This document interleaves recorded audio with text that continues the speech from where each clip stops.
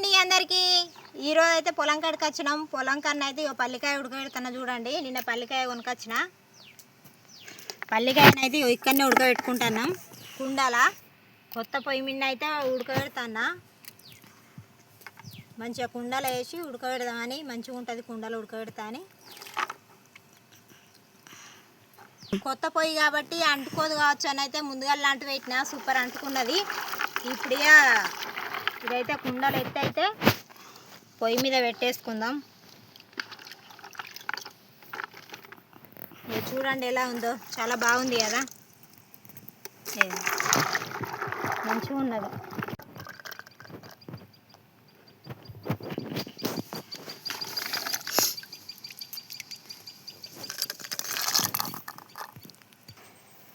చూడండి ఫ్రెండ్స్, ఇగో పల్లికాయ ఉడకబెడుతున్నా, పొయ్యి మీద పెడతాన్నా. కొంచెం దొడ్డుప్పు వేసుకుందాం. చూడండి ఫ్రెండ్స్, దొడ్డుప్పు వేసుకుంటేనే మంచిగా ఉంటుంది. అందుకే దొడ్డుప్పే తీసుకొచ్చిన. ఎందుకంటే పొలం కాడికి కాబట్టి కవర్లను అయితే తీసుకొచ్చిన నేను. ఎందుకంటే ఇప్పుడే కొత్తగా కదా, డబ్బాలను అయితే తీసుకురాలేను. నేనైతే తీసుకొచ్చిన. చూడండి, సరిపోయేంత తీసుకోవాలి. దొడ్డుప్పు బాగా పడుతుంది.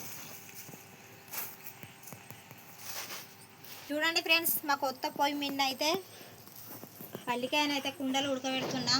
చూడండి మీరు, మీకు ఎలా అనిపిస్తుందో.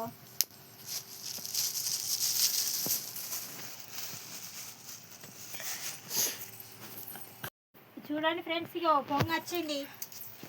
మూతనైతే తీస్తా. మూత తీసి పొగనైతే బాగా వస్తుంది. ఎందుకంటే గాడుపు వస్తుంది కదా, గాడుపు చేయబట్టి పొగనైతే బాగా వస్తుంది. చూడండి, ఆ పొంగుకి వచ్చింది. అందుకే మూతనైతే తీసిన.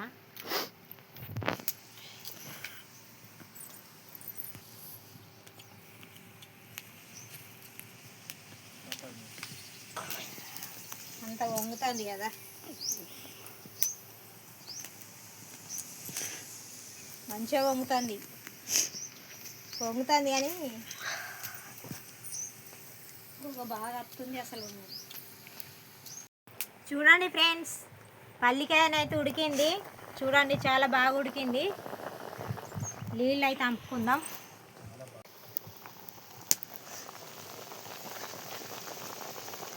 చూడండి ఫ్రెండ్స్, ఇక మంచిగా ఉడికింది పల్లికాయ. నీళ్ళు అంపుతా. జాలి గిన్నెలో పోతే నీళ్ళు అయితే అన్నీ అడిచిపోతాయి, మంచిగా ఉంటుంది.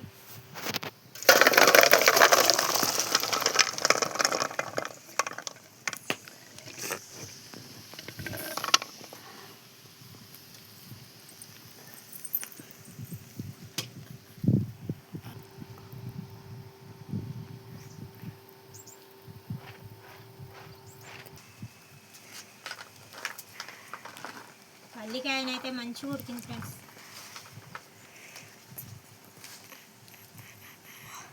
చూద్దాం టేస్ట్ ఎలా ఉన్నాయో.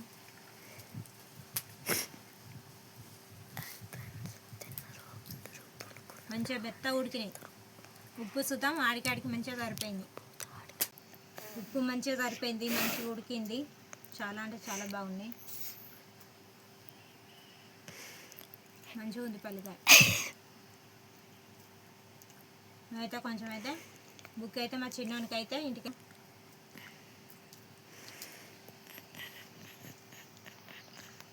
ఓకే ఫ్రెండ్స్, మరి